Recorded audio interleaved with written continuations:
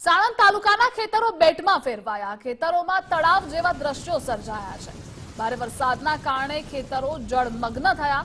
રેથલ, કુંડલ, ઉપલગામના ખેતરો પાણીમાં ગરકાવ થયા છે। પાણી ભરાઈ જતા ડાંગરનો પાક ફેલ થવાની ભીતિ પણ છે।